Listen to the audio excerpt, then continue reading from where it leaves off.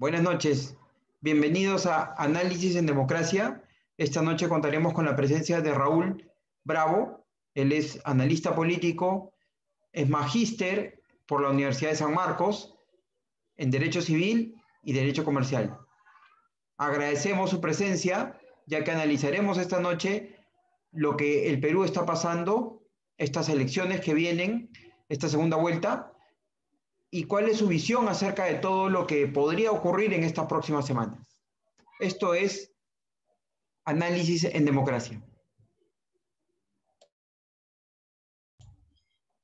Buenas noches, tal como les comenté, estamos con Raúl, él es analista político, y bueno, esta noche queremos conversar contigo, Raúl, acerca, en principio, de cuál es tu lectura de la primera vuelta electoral que tuvimos hace 2 semanas más o menos en nuestro país. Mucha gente está sorprendida por los resultados. Ya tenemos una campaña de dos contrincantes que están actualmente, bueno, van a debatir el día sábado, es más, buscando mayores electores, ¿no? Tenemos una situación en la cual también hay bastante despreocupación por las elecciones. En primera vuelta me refiero porque hubo bastante ausentismo por el mismo tema de la pandemia. ¿Cuál es tu lectura de esa primera vuelta que hemos tenido hace 2 semanas con tanto candidato y que, bueno, al final resultó que las encuestas no nos dieron lo que realmente era, ¿no? Un candidato que venía en 2 semanas, empezó a levantar y llegó a esta segunda vuelta con Keiko Fujimori, que siempre con el voto tradicional, bueno, tercera vez que está en segunda vuelta. ¿Y cuál es tu lectura de esto que ha pasado hace 2 semanas? Gracias, Aldo, y felicitaciones por el espacio que tienes en Democracia, tu espacio que es muy importante que se difunda la reflexión y te auguro y te deseo muchos éxitos en la Gracias, labor que haces promoviendo las ideas. gracias. Bueno, lo que podemos decir de la primera vuelta es que fueron unas elecciones en la primera vuelta un tanto accidentadas, ¿verdad? Tomando en cuenta también el contexto de la pandemia, quizás los candidatos no tuvieron muchos espacios para difundir sus ideas, sus propuestas, interactuar con los electores, ya no se han dado esos mítines masivos. Ahora, lo que nos deja de lección esta primera vuelta es que también se creía, se suponía que esta campaña se iba a desarrollar masivamente en las redes sociales. No fue así tampoco, ¿verdad? Hay un grueso sector de electores que aún no interactúa mucho en las redes sociales y desconoce la realidad. Hay un voto escondido, ahí todavía no se logra el 100% de la interacción de los electores en las redes sociales. Y bueno, la primera vuelta fueron unas elecciones bastante fragmentadas. Lo que nos deja de elección la primera vuelta también es que lo que dicen las encuestadoras no necesariamente es lo que se traduce en las urnas. Recordemos que desde el año pasado inclusive se voceaban algunos candidatos como los favoritos, pero lo que también debemos tener presente es que la sobreexposición en los medios desgasta, ¿verdad? Y lo importante no es liderar las encuestas, sino llegar, como quien dice al final, ¿no? Es como una carrera, no importa liderar al inicio, sino llegar al final primero, eso es lo que realmente importa.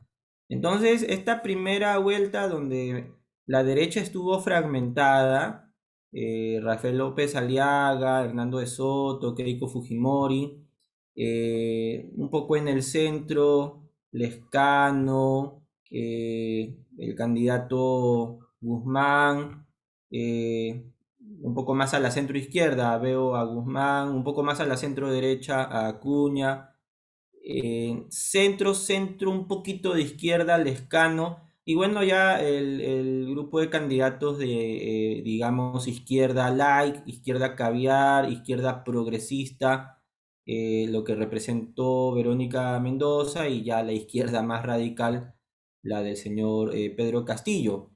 La candidatura también de Bengolea, si hubiera tenido un poco más de tiempo, quizás la hacía, ¿verdad? Pero le faltó tiempo, me parece, le faltó tiempo. Recordemos que incluso su fórmula al Congreso fue golpeada, se la declararon improcedente al final, dijeron ya así va, ¿no? Un poco que tambaleó ahí y el líder, el candidato presidencial, tampoco tuvo mucho tiempo para exponer sus ideas, sus propuestas, como que con el debate levantó un poco, ¿verdad? Pero estos debates también fueron accidentados, no fueron la oportunidad que el electorado quería de escuchar realmente las propuestas. Muy fragmentado el debate, el formato la verdad no ayudó mucho tampoco. El formato no sirvió para que los candidatos expusieran ideas en vez de estarse atacando en lo personal. Ahora, los candidatos tampoco ayudaron definitivamente, se dedicaron más a atacarse en lo personal y no en centrarse en las ideas, en las propuestas. Bueno, ahora tenemos dos candidatos que de una u otra manera representan las antípodas de la sociedad, pero se dice, se supone que en las segundas vueltas los candidatos deben aprovechar más bien para moderarse, para acercarse más al centro. Recuérdese que en las últimas elecciones generalmente ha ganado quien se ha colocado en el centro y ha desplazado a los otros candidatos, sea a la extrema derecha o sea a la extrema izquierda. En las elecciones del 2001 gana Toledo, colocándose en el centro como el candidato de la Concertación, con un poco de populismo también, con algunos elementos característicos de su personalidad, idealizando al provinciano que sale adelante por su propio mérito, por su esfuerzo, que la luchó, y etcétera, etcétera, ¿no? Colocando a Alan García como el candidato no extremo, pero sí con un verbo incendiario. Recuerda cuando vino Alan García en el 2001, su discurso era contra las transnacionales, contra las grandes empresas, contra las empresas que cobraban excesivas tarifas por los servicios, etcétera, etcétera, ¿no? Era un candidato antisistema, si se quiere decir, Alan García en esas elecciones del 2001.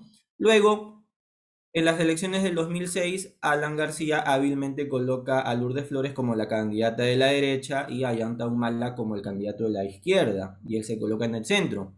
En el 2011 vemos a un Ollanta Humala con un polo rojo, con una camisa roja, polariza la candidatura y luego en la segunda vuelta se coloca la camisa blanca, un poco moderando su discurso con una hoja de ruta, asumiendo ciertos compromisos, y a Keiko la coloca como la candidata de la derecha. Y algo similar ocurre también en las elecciones del 2016, aunque en la segunda vuelta pasaron dos candidaturas de derecha que uno pensaba que se iban a poner de acuerdo, que iban a concertar, más allá de quién saliera a gobierno. Ah, carambas, hay dos candidaturas de derecha que de repente pueden cogobernar, hacer una buena gestión. El Fujimorismo tuvo mayoría en el Congreso y bueno, salió PPK, pero ya la historia la conocemos. Hubo una polarización extrema de los poderes del Estado, no se ejercieron de manera responsable las facultades que tienen ambos poderes del Estado en el sistema de pesos y contrapesos. Y bueno, en estas elecciones del 2021, con el aderezo y el ingrediente de la pandemia, la crisis económica, la crisis sanitaria, esta dicotomía entre o si apostamos por la vida o si apostamos por la economía, que en realidad no tiene sentido porque no se trata de priorizar como se supone, ¿no? Se supondría que más importante es la vida que la economía, o que la economía es más importante que la vida. Eso no tiene ningún sentido, porque las dos cosas son totalmente importantes, ¿no? Entonces, en los últimos años hemos visto que el Perú se ha polarizado enormemente y algunos candidatos han aprovechado esta coyuntura para cimentar su candidatura precisamente sobre la base de la división.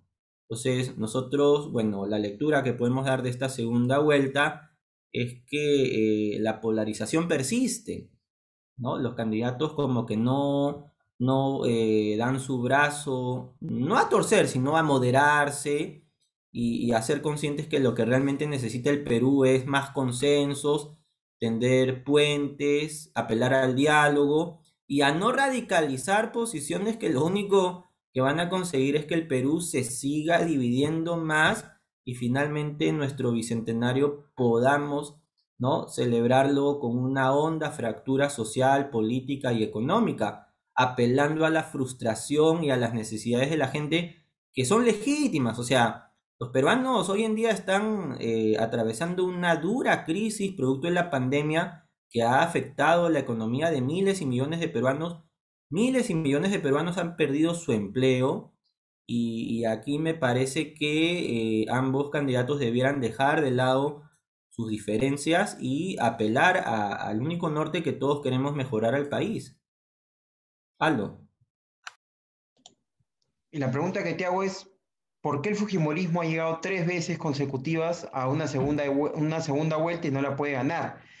Yo entiendo que hay un voto duro del Fujimorismo que le alcanza para llegar a la segunda vuelta, pero más de ahí no, por el antivoto de Keiko y el antivoto de Fujimori. ¿Tú crees que esta vez le va a alcanzar o va a poder superar eso, a pesar de que yo oigo en la calle mucha gente que cree que Castillo puede ser un Humala, un Ollanta y algunos medios de comunicación también señalan de que, o como quieren moderarlo un poco a Castillo? ¿Tú crees que esta vez Keiko sí la va a hacer?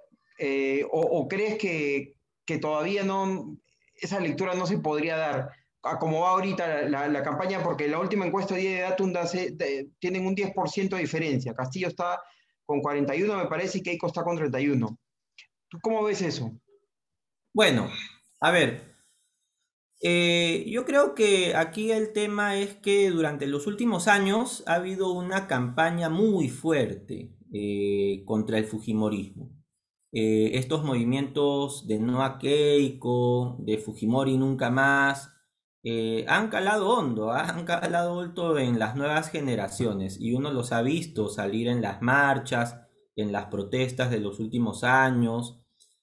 Hay un sentimiento muy fuerte contra el Fujimorismo que uno no puede dejar de lado, pero este sentimiento me parece que lo confunden, como que si el responsable de los problemas del Perú realmente fuera el Fujimorismo y uno se pregunta quiénes han gobernado en los últimos 20 años, ¿verdad? Desde el 2001 el Fujimorismo no gobierna. Si uno se da cuenta, quiénes han venido gobernando en los últimos 20 años, es un sector de la política, el sector de la izquierda progre y caviar. O sea, ellos han co-gobernado con Toledo, con Humala, con PPK también de manera parcial, no al 100%. Con Alan García no lo hicieron tanto, ¿no? La Prismo sí ahí marcó su distancia con este sector progre caviar, pero los últimos 20 años realmente quienes han gobernado, no solamente a nivel de gobierno central, sino incluso a nivel de algunas gestiones municipales, es este sector progresista y caviar. Entonces, de ahí a trasladarle la responsabilidad de los problemas hoy en día por los cuales atraviesa el Perú al Fujimorismo, me parece que no es justo, ¿verdad? Ojo, que yo no soy fujimorista, ¿ah? Tampoco se entienda que yo estoy aquí defendiendo al fujimorismo de ninguna manera. El fujimorismo le debe rendir muchas cosas al Perú, ¿no? Los años 90, recordemos el hipercentralismo, la vulneración a los derechos humanos, al Estado de Derecho y a tantas cosas. Pero yo creo que los peruanos debemos llegar a la madurez de voltear la página y ver el futuro con mayor optimismo. Desafortunadamente, esta generación ha crecido con esa idea del antifujimorismo. Y yo creo que aquí la izquierda inteligente, esa izquierda académica, que digamos dice poner al Perú como prioridad, y que es una izquierda inteligente, ¿ah? Eso es lo más grave de todo, es una izquierda reflexiva, que conoce la realidad del Perú, que se da cuenta de los problemas. Yo creo que es irresponsable seguir alimentando ese odio que lo único que logra es que el Perú siga así dividido. Yo no quiero pensar que finalmente la izquierda realmente no tiene al Perú como prioridad en su agenda y que su única agenda simple y sencillamente es hacerle la guerra sin razón al Fujimorismo. ¿no? Que ya eso, Fujimorismo estamos hablando de hace más de 20 años atrás, ya no podemos los peruanos seguir viviendo de rencores, de viejas rencillas. Las nuevas generaciones deben darse cuenta realmente de las cosas, ¿no? Entonces, ese sentimiento lo han alimentado o lo ha alimentado este sector, ¿no? Y lo vemos ahora, ¿no? Algunos candidatos que dicen con el Fujimorismo ni a la esquina. Entonces, si Keiko Fujimori está por tercera vez en una segunda vuelta electoral es porque hay un voto escondido, hay un voto del Fujimorismo, ya un voto duro. Ese es también cierto que tiene un fuerte antivoto, pero en realidad el otro candidato tampoco, digamos, tiene un voto mayoritario, ¿no? O sea, seamos conscientes que también muchas personas no han ido a votar, ¿verdad? Y digamos, aquí yo creo que conforme se vayan dando las cosas, iremos viendo cómo se van desenvolviendo los candidatos, van definiendo sus estrategias. Lo más probable es que intenten ganar a los indecisos. Ahí está la clave, ahí es donde se va a definir esta segunda vuelta electoral en los indecisos, porque digamos los radicales a esos ya no los van a convencer, ¿no? Los que ya, digamos, tienen su posición radicalizada, ellos ya muy difícil que los convenzan. Los candidatos van a tener que dirigir su discurso a los indecisos y tienen que dar garantías, compromisos, ¿verdad? A la candidata Keiko le exigen qué garantías nos da usted de que no va a cometer los excesos de su padre. Pero claro, ella no es su padre, pues ella es Keiko, ¿no? Ella no es su padre. Claro, dirán, no, pero ella fue su primera dama. En el caso del candidato Pedro Castillo, bueno, quizás el candidato pueda tener buenas intenciones, eso finalmente no lo sabemos, pero también el entorno que lo rodea, como que no da muchas garantías de muchas cosas, ¿verdad? No menos cierto también es que han salido por ahí algunas cosas que no brindan garantías de que se vaya a respetar el Estado de Derecho, la democracia.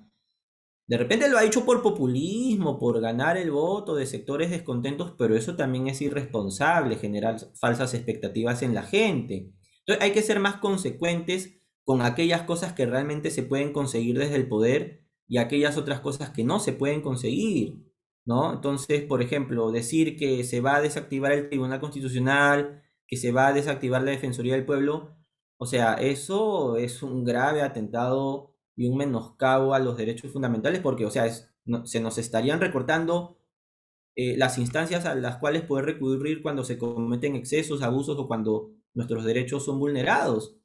Eso incluso yo creo que hasta merecería un pronunciamiento de los organismos internacionales, ¿ah? Porque, o sea, yo me pregunto hasta qué punto los candidatos también deben tener ciertos límites en proponer ciertas cosas que a estas alturas ya todos estamos de acuerdo en que eso es algo inderogable, eso es algo inmodificable. O sea, ¿cómo se va a desactivar un tribunal constitucional que es la última garantía para la primacía de la Constitución y la plena vigencia de los derechos de las personas? O sea, sería un retroceso enorme.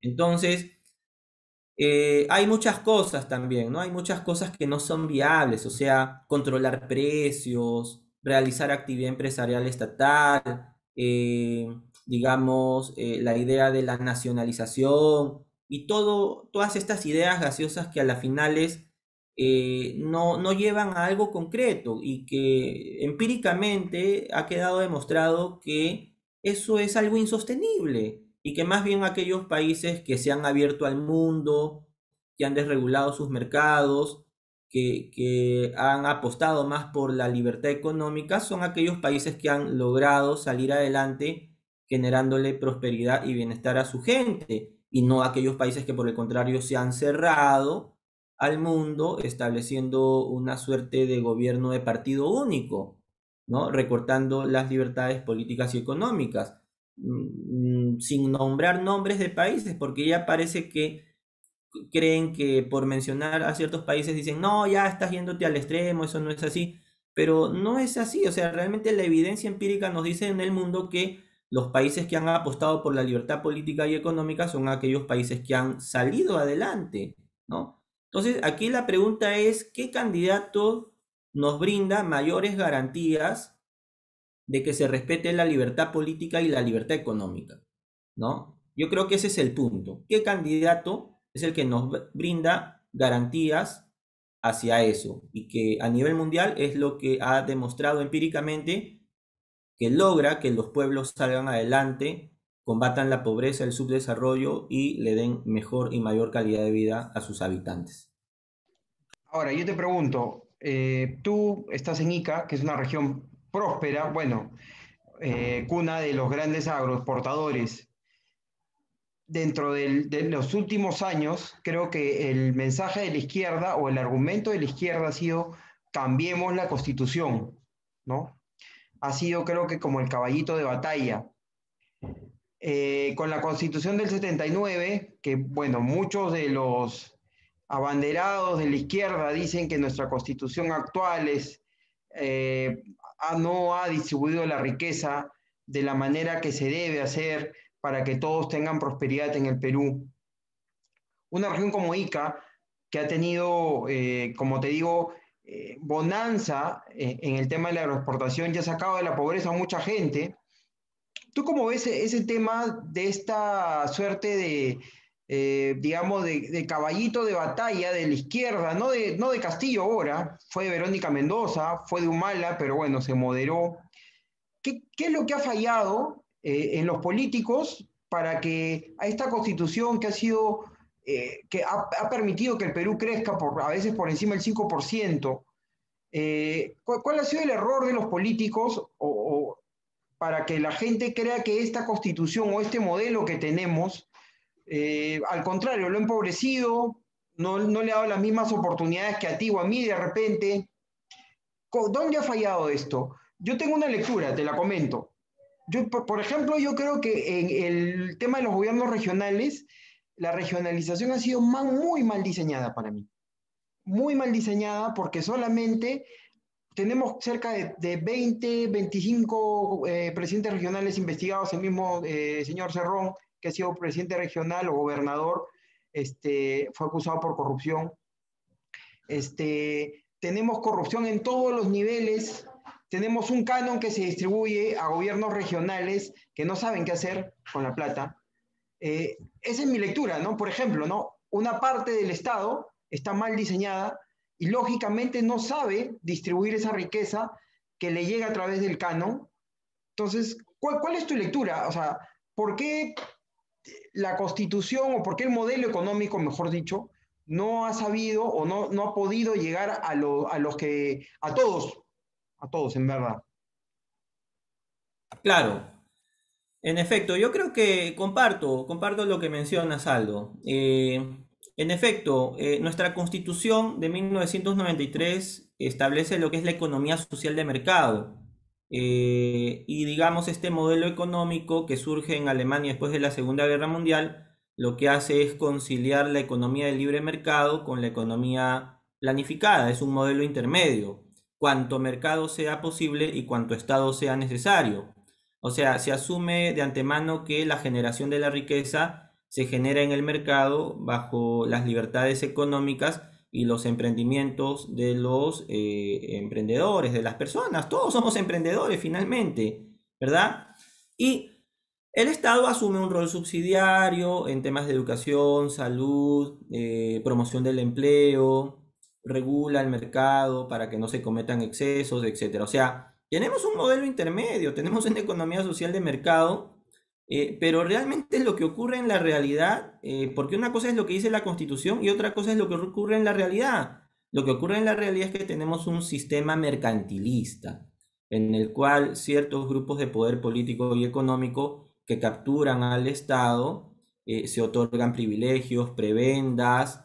Los empresarios en el Perú mayoritariamente no compiten, sino que están más preocupados en buscar a un ministro, a un congresista que los favorezca con una ley, con un reglamento, invierten más en almuerzos, en agasajar a funcionarios públicos para que los favorezca con un contrato, con un reglamento, con una norma que también elimine a la competencia y no invierten en innovación, en mejorar la calidad, en reducir costos. Cosa que esto ha generado pues a que un grueso sector de la población que bordea casi el 70% se mueva en la informalidad. Y la informalidad sí es libre mercado. Esos micro y pequeños empresarios de a pie que salen adelante por su propio esfuerzo y trabajo, nos han dado una lección que uno puede salir adelante por su propio esfuerzo y su trabajo. Los informales son libre mercado porque forman los precios por la oferta y la demanda, están innovando constantemente, compiten, no están detrás del gobierno para que los favorezca. Entonces, hemos visto cómo se ha configurado una economía oficial del Estado mercantilista y una economía de libre mercado desde la informalidad.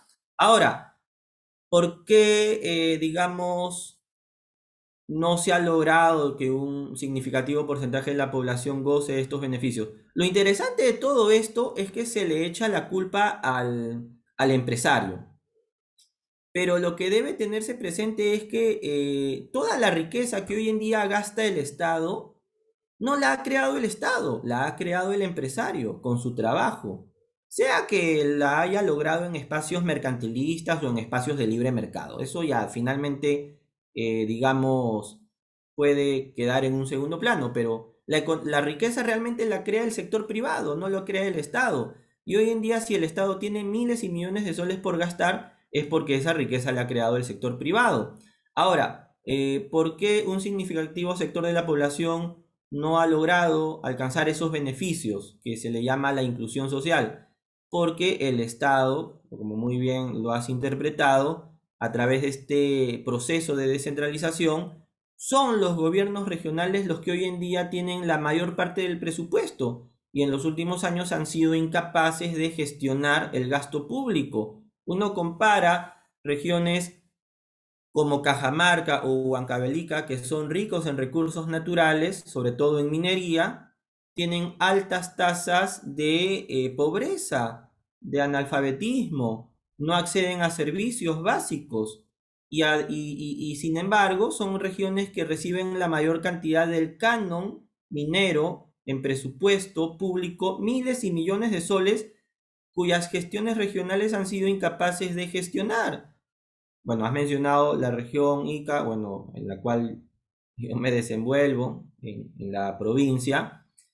Ica es un claro ejemplo a nivel nacional de cómo, abriéndose hacia los mercados internacionales, desregulando el mercado laboral, por ejemplo, que volvió más competitivas a las agroexportadoras, ha permitido emplear a miles de personas, las cuales han salido progresivamente de la pobreza, han mejorado su calidad de vida. Uno las ve a las personas, ahora acceden a más servicios, centros comerciales, se dan sus gustos. En Ica tenemos más de 5 universidades en toda la región: Chincha, Pisco, Ica, Palpa, Nazca, y cerca de 10 universidades entre públicas y privadas. La única pública es la Universidad Nacional San Luis Gonzaga y el resto son privadas. Hoy en día las personas mandan a sus hijos a la universidad privada, se pueden dar el lujo, ¿no?, de invertir en educación en sus hijos, van mejorando su calidad de vida, acceden a más servicios, acceden a educación pagada. ¿Por qué? Por la empleabilidad que se ha dado en los últimos años. Ica también ha experimentado un gran boom inmobiliario que ha dado mano de obra, puestos de trabajo, y por las economías de escala una cosa mueve a la otra. Hay gasto público también, pero no es significativo, no tiene tanto impacto. Lo que ha movido la economía en la región Ica son básicamente los rubros de la agroexportación, el sector inmobiliario, el sector comercio, el sector turismo, ¿verdad? También al sur de Ica, la minería, en Pisco, la pesca en menor cuantía, la industria textil en Chincha, pero ha sido el sector privado el que ha constituido el motor del crecimiento en la región Ica. ¿Gracias a qué? A las políticas de apertura económica, de desregulación del mercado que se implantaron en los años 90 bajo el modelo de la economía social de mercado. Entonces, todo lo que hemos logrado se puede venir abajo. por el descontento, con razón, ¿no? Yo no niego que las personas reclamen mejoras en su condición de vida, pero yo creo que aquí hay que decir las cosas por su nombre. Apostar por un modelo que no reconozca las virtudes de todo lo que hemos avanzado, justificándose en que un sector no ha alcanzado esos beneficios, no es por el modelo, es por la incapacidad de estos gobernantes que no han sabido gestionar el presupuesto público. Miles y millones de soles que no saben gastarlos, ¿no? Son los gobiernos regionales los que, según la Ley Orgánica de Gobiernos Regionales, deben incentivar las actividades productivas, económicas en sus regiones. Deben articular, ¿no? Ahora se ha puesto de moda esta palabra articular, ¿no? Deben articular los sectores productivos, incentivando la inversión privada, también con inversión pública, pero como muy bien lo has precisado, no han tenido pues la capacidad de estar a la altura, ¿no? Y ahora vemos los resultados y se le pretende echar la culpa, ¿no? Al modelo, a la derecha, ¿no? Bajo esa lucha de clases que eternamente a los peruanos nos tiene divididos sin razón. Los peruanos no tenemos por qué estar divididos. El enemigo no es el empresario. ¿No? Él no es el empresario. ¿No? Él no es el enemigo, ¿no? El empresario es una persona con la cual podemos cooperar. No se le entiende al empresario, creo yo, por uno de los mitos que está muy enraizado en el país, que se le asume como que si fuera egoísta, que solamente piensa en él y que no piensa en la solidaridad. Al empresario también hay que entenderlo, arriesga, invierte, emprende. A veces se amanece sacando cálculos para asumir los costos, ¿no? Entonces uno también tiene que ponerse en los zapatos del empresario que genera empleo. Entonces al empresario no hay que verlo como un enemigo. Todos podemos ser empresarios, ¿por qué no? ¿Por qué solamente tener la mentalidad de que no, solamente me contento con un puesto de trabajo? Todos podemos ser empresarios, dar empleo. Entonces yo creo que aquí hay cosas de las cuales a veces se apela al sentimiento, a a esta suerte de revancha, de lucha de clases, de que ahora sí es nuestro momento de tomarnos revancha de esos explotadores que no son solidarios, que solamente piensan en la ganancia, en el lucro. No es así.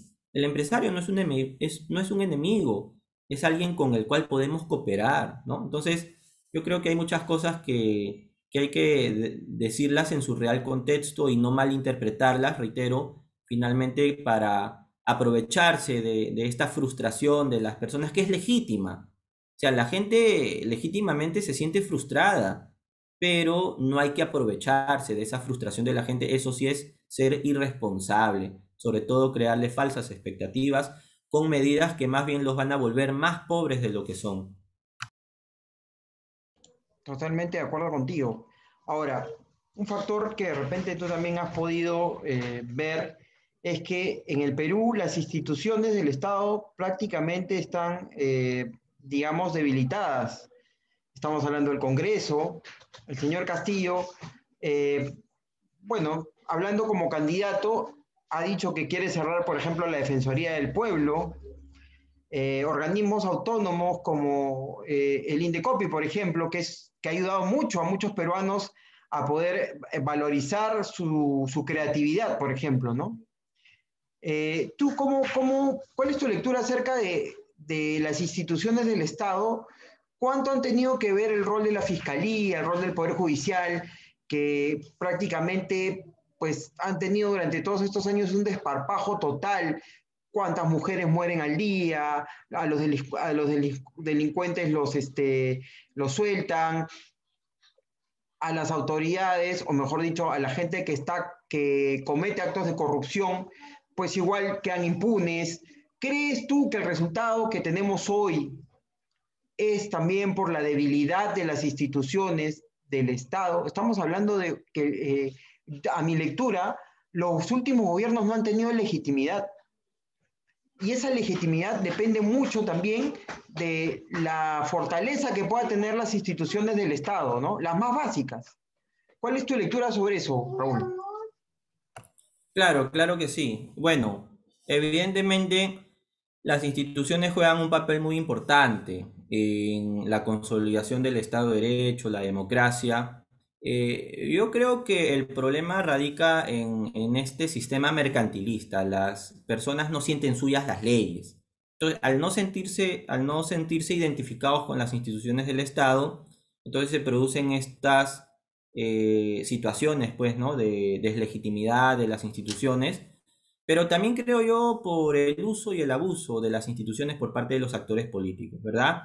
En los últimos años hemos visto cómo es que el Parlamento y el gobierno se enfrentaron eh, de una manera un tanto insensata, ¿no? O sea, con falta de madurez y de responsabilidad, llegando al extremo de que se cierre el Congreso, de que se vaque a un presidente. La vacancia de Vizcarra abre todo un abanico de posibles escenarios, o sea, que mañana más adelante cualquier Congreso puede legitimar una vacancia y eso es un tanto peligroso para la gobernabilidad del país. Entonces yo creo que aquí lo fundamental es que no hemos internalizado la noción del imperio de la ley. Eso es fundamental para que una sociedad prospere, para que una sociedad salga adelante. Sus ciudadanos tienen que internalizar la importancia de que no gobiernan las personas, sino que gobiernan las leyes. De que nadie está por encima de la ley, nadie está por encima de la Constitución, se debe respetar la separación de poderes y se deben respetar los derechos de las personas.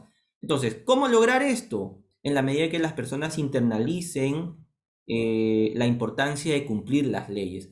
Y las personas no cumplen las leyes porque simple y sencillamente no las sienten suyas, ¿verdad?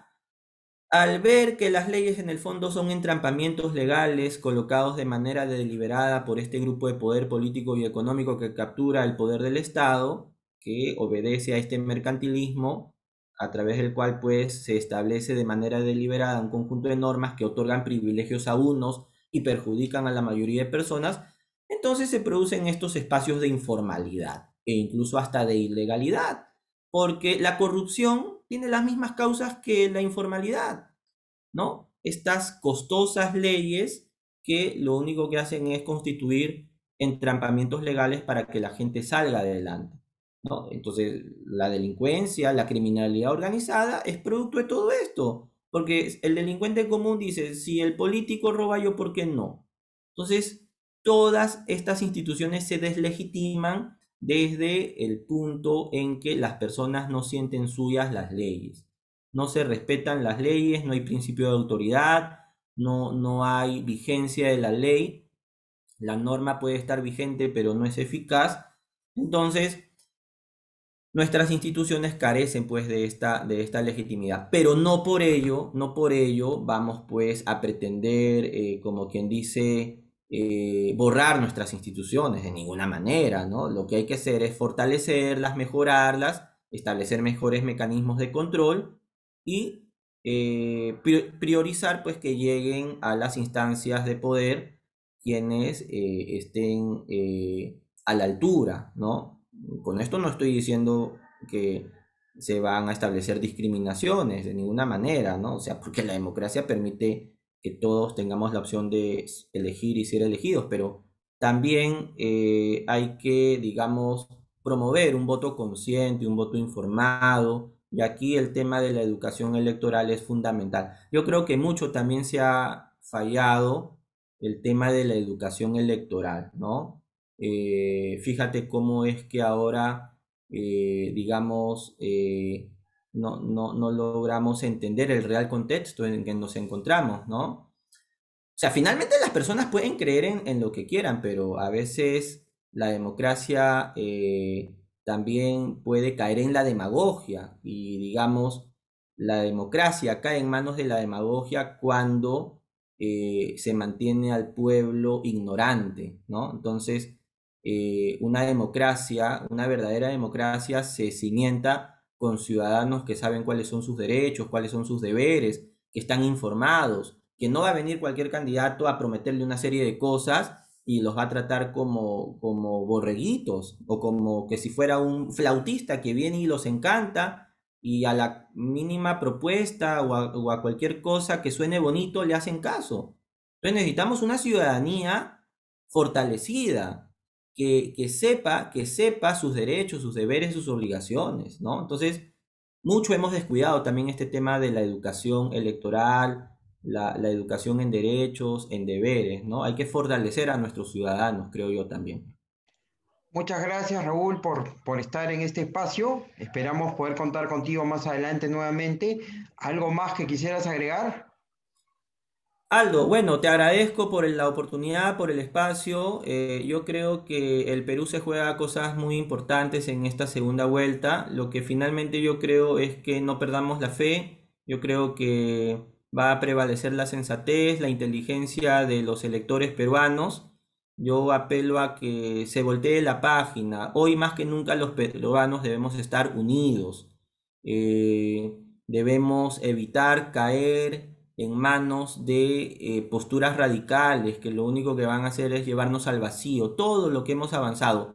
Hay muchas cosas por mejorar, claro que sí, pero no por ello vamos a echar por la borda todo lo que hemos avanzado. Se puede lograr, claro que sí, pero con la unidad de todos los peruanos. No podemos estar divididos, ¿no? Yo apelo a eso, a que los ciudadanos cerremos filas, ¿no? Con posturas, reitero, que nos pueden llevar al vacío y que pueden ser un recorte a nuestros derechos, a la democracia y a la institucionalidad democrática, ¿no? Ya no vivamos más del rencor, ya no sigamos con esas viejas rencillas y apelemos a la sensatez y a la inteligencia de los electores. Los ciudadanos son inteligentes, se dan cuenta, ¿no? Yo apelo a esa inteligencia del elector peruano, pero también pues hay que decir las cosas, ¿no? Y a ti, Aldo, te deseo muchos éxitos. Veo que haces una importante labor, reitero, promoviendo las ideas y el debate. Muchas Muchas gracias. gracias, Raúl. Hasta la próxima. Bueno, amigos, esta fue una entrevista con Raúl Bravo, contándonos un poco sus apreciaciones acerca de lo que está pasando en el país. Muchas gracias por escucharnos aquí en Análisis en Democracia. Buenas noches. Gracias.